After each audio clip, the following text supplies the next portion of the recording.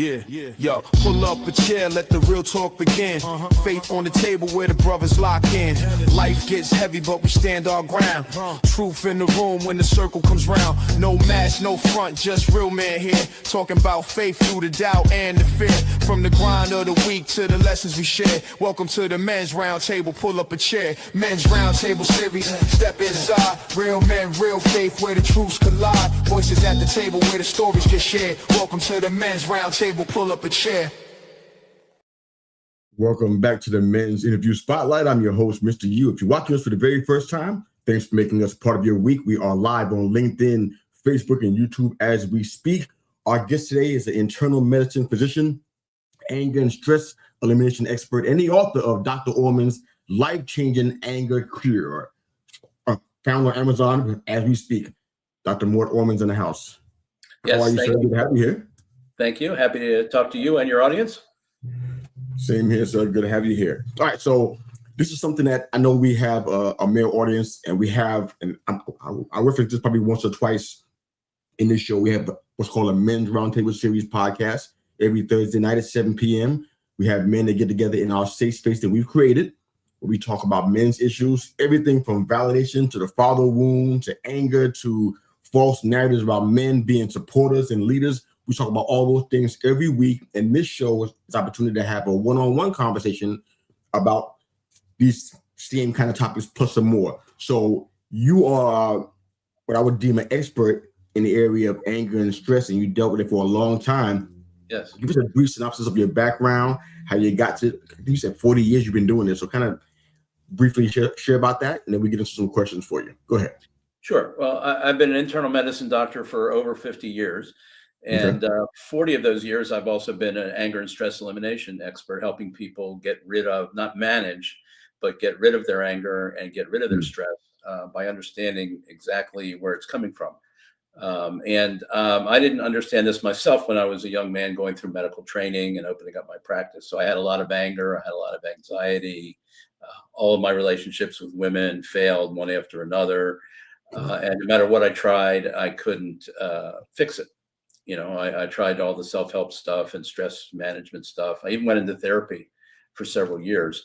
And I was still the same angry, anxious guy. You know, every day I woke up, it was, it was like Groundhog's Day, which is funny because I was born on Groundhog's Day. Wow. February 2nd. So I was literally living Groundhog's Day every day.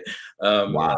And it was very frustrating because I was very good at helping other people with their problems, to solve their health problems, things like that. But I really couldn't make a dent in these anger problems and relationship failures and things that I was having in my own life until, I really decided I needed to find out some answers. So I started going into personal development work, did that for a couple of years, eventually pieced together some insights from different programs.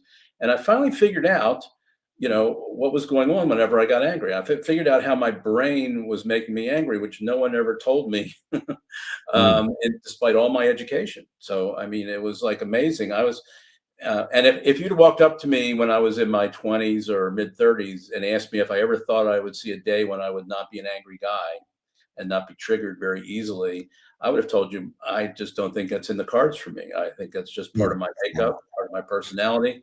So I was like one of the most shocked people in the world, a couple years later to find out that, oh my God, most of my anger is gone now. I'm not getting triggered like I used to get triggered. I'm finally having success in my relationships. It's like, I didn't believe that was possible. And most people today who are stuck with anger problems or repeated relationship failures, they probably don't think there's much of hope for them either to have the kind of life that they dream of, I doubt it. I won't doubt it at all. What's one of the biggest myths or I guess misconceptions about anger today, Doc? Yeah, there's a lot of them. The biggest one is we have this sort of external causation model, and just because that's the way it looks like it happens. So we see things we don't like, people behave in ways we don't like, they say things, they do things, and then we feel angry. And then it looks like it's a direct one causes two, a 1-2 process. Causal process. It's actually not. The external events that upset us are really just the triggers. They're not the causes. The causes are happening inside of our brain, but they're invisible, so we can't see them. And unless you know what they are, they're actually not that complicated, but unless you know what they are, you can't defend yourself. So that's why most people, that's why if you turn on your TV or scroll social media and you see people being angry all over the place and it looks like they can't control it, it's not that they don't have the ability to control it. They're just they have a blind spot about what's going on in their brain that's making them angry, because our brain tells us to look at things in certain ways. And that's actually what causes our anger. If you don't look at it in those ways or believe those things about it, you won't get angry. And that's why two people can be standing side by side and they witness the same event. One of them is angry, the other doesn't, because their brains are doing different things in response to that trigger that makes one person angry and the other person doesn't have any reaction at all. Well, that makes a lot of sense. Yeah. So is the frequency of anger the same across genders, or is it a little different with men than it is with women? I think men and women get angry about the same amount. The difference is society has pretty much said to men, it's okay for you to express your anger. That's manly. That's Hmm. good. But for women, women have been told it's a bad look, for women to get angry. So they still get angry, but they've learned to mask it a little bit. They'll put a smile on their face when they're angry sometimes, or they'll pretend they're not angry when they really are. Men are more likely, if they're angry, we're going to show you that we're angry. We're going to have an angry face. We're going to have, Right. Right. we're going to get worked up, whatever. And because society said it's okay. Yeah. And unfortunately, women have been taught to suppress their anger or hide their anger or mask it. Although they will let it out at times, as all of us men know, they will let their anger out. They will let their anger out at times when usually when they're not in public, to do that. But I think we all get triggered, we all get angry, and our brain, and there's no difference in what the brain is doing in a woman's brain or a man's brain when they're making us angry. When our brains are making us angry, they're doing the exact same. They're giving us the same filters. They're telling us, look at this situation in these ways and believe that these are completely true. And when you do that, then you get anger. So, for example, and all the emotions work in the same way. So we all get anxiety from time to time. We get scared from time to time. So the first thing our brain tells us to make us anxious, for example, is it tells us something bad is going to happen. Very simple, not complicated, but it's a filter. Your brain says, oh my God, something bad's going to happen, And it doesn't matter whether that's true or not. If you believe it's true, which your brain wants you to believe, then you're going to feel anxious. And we all know that countless times we have thought something bad was going to happen and we got all scared and worried, and it never happened. So our brain actually lied to us, or it exaggerated the likelihood that something bad was going to happen. It really inflated the probability, and it turned out it didn't happen. Honestly, we feed it. Honestly. Yeah. And that's where your brain's going to think bad. And that's where all of our emotions come from. Our brain is giving us filters of how to look at the world and think about the world. And a lot of times one or more of those filters isn't really true, but we believe it's true, and then we get the emotion.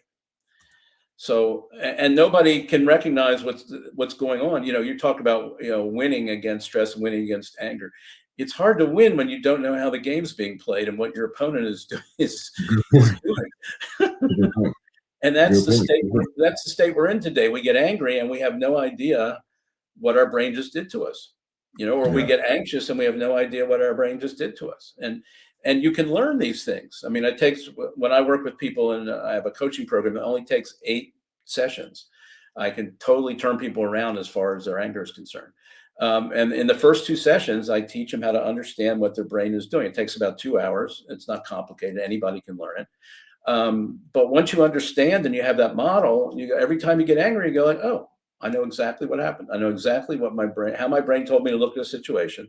Now I have to figure out what's true and what's not true.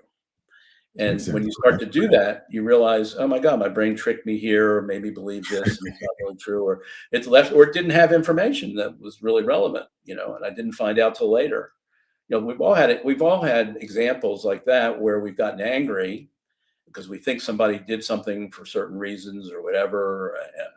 And then we find out later that we got more information later, and we find, oh, that was a completely false narrative. And we got angry for no good reason, So you can figure that out once you understand the mechanism and what your brain is actually doing every time it makes you angry. And it's the same thing over and over and over, and it's no different. The triggers can be very, very different. And what triggers you might not trigger me or somebody else. The triggers can be anywhere, but whenever you get angry, it's always the same three filters in men, in women, and children. Doesn't matter whether you live in Russia, or you live in the US, you lived 1,000 years ago. It's always the same three filters. Your brain's telling you, look at it this way, look at it this way, look at it this way. And then there's some behaviors that kick in too. But it's a very simple formula to understand. And when you are armed with that, it's like now you can play the game and win it. Now you know what's going on, Got it. All right. Yeah. We got time for a couple more questions, and after that, I have you let folks know where they can find you and your work. Sure. So as it pertains to men, which is our entire audience consists of men, maybe 95%.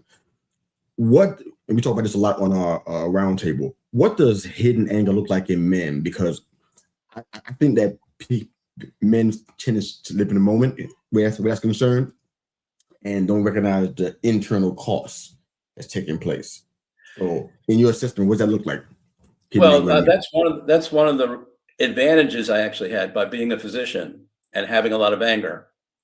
I'm taking care of a large group of people. And I inherited a practice from a doctor who retired. So I was in my late 20s and I had a whole bunch of people in their 60s and 70s. And so I'm taking care of them every day and I'm seeing what happens in their lives. I know about their health history. I know about their families.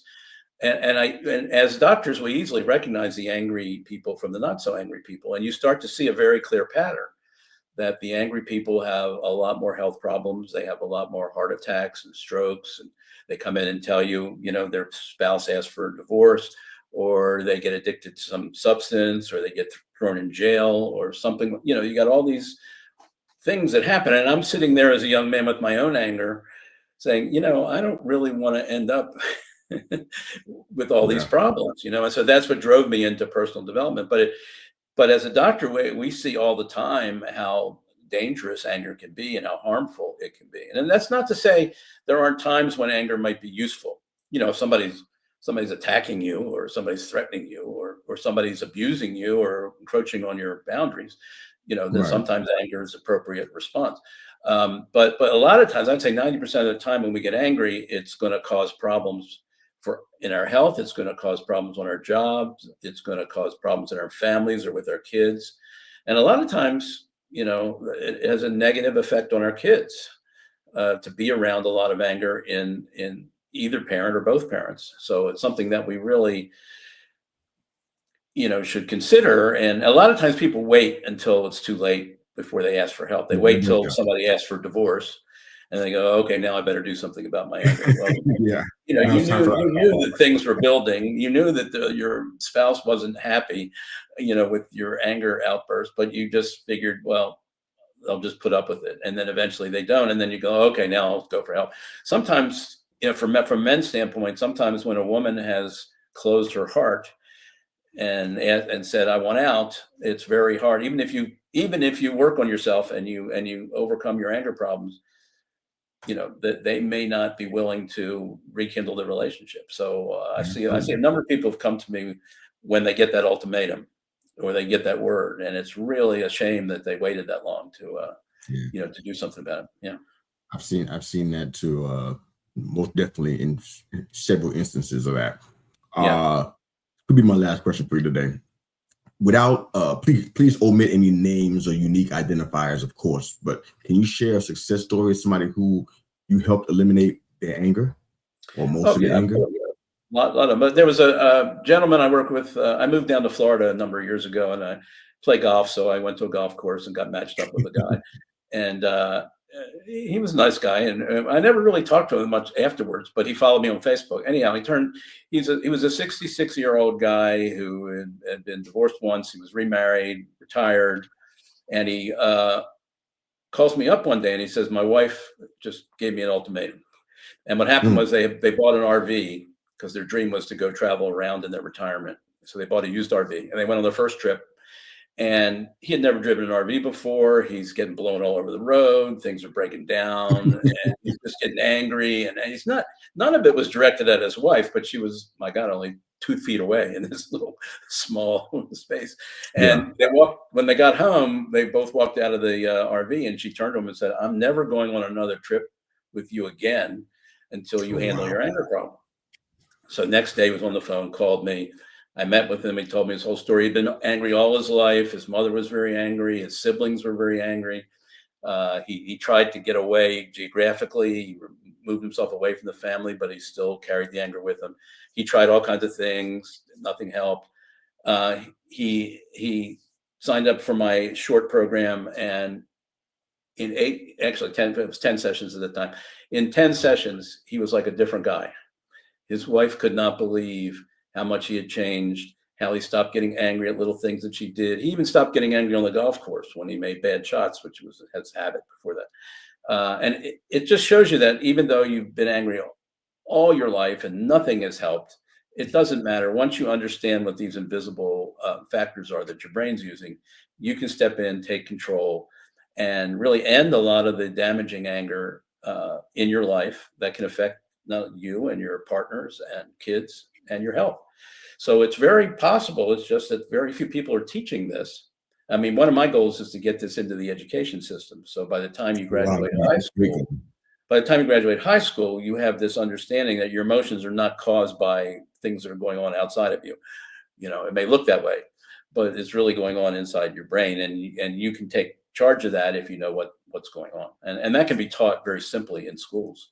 And that's one of my goals is to get that. So if any educators are listening to this or homeschool folks and they want to get this into, their curriculum, I'd be happy to work with them to do that. Well, that would be awesome. I think I know plenty of both through my personal and professional journey. So perhaps I can make some hookups for you there. But that'd be great. That'd be great. I'd love to talk to anybody in the education space. Yeah. And there's actually several shows on our YouTube channel of people who are homeschoolers. I think there's 3 total that are doing that. Maybe a search of homeschooling in our brand or network, and you find those people who you can connect there too. So a lot of ways to do that. But before we get off the air, can you briefly share kind of where people can find you and your work? I know your book is on Amazon, but how else can they find you along with your book? And go ahead and share that. Yeah, people can go to my website. It's Doc Orman, DOCORMAN.com. And I also have a handout for people who are worried about anger in their relationships. So it's called How to Eliminate Unwanted Anger in Your Marriage or After Divorce. So particularly after divorce, it's very important to understand anger so you don't end up in that same situation again when you have your next relationship. So, and you can get that handout by going to relationshipangercure.com. And that you can download that for free. That'll get you on my mailing list also, so you can communicate with me that way. And also shows you how you can set up a time to speak with me if you want. Thank you very much. Internal medicine physician, anger and stress elimination expert, and the author of Dr. Orman's Life-Changing Anger Cure, Dr. Mort Orman. Thanks for your time and being a part of this, and thanks for making us part of your day. My pleasure. Thank you. Thank you. If you guys are watching for the very first time, thank you for being a part of this process, this journey that we're on together. Thank you for watching and listening. You can find us on all social media platforms, of course. If you can follow and support us, subscribe to our YouTube channel. Helps out greatly to keep on putting out great content like this. Dr. Orman, thanks for your time here. Thanks for making us just a small part of what you're doing, and we're grateful for you. Thank you.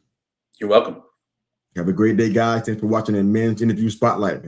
Men's Roundtable Series, step inside. Real men, real faith, where the truths collide. Voices at the table where the stories get shared. Welcome to the Men's Roundtable, pull up a chair.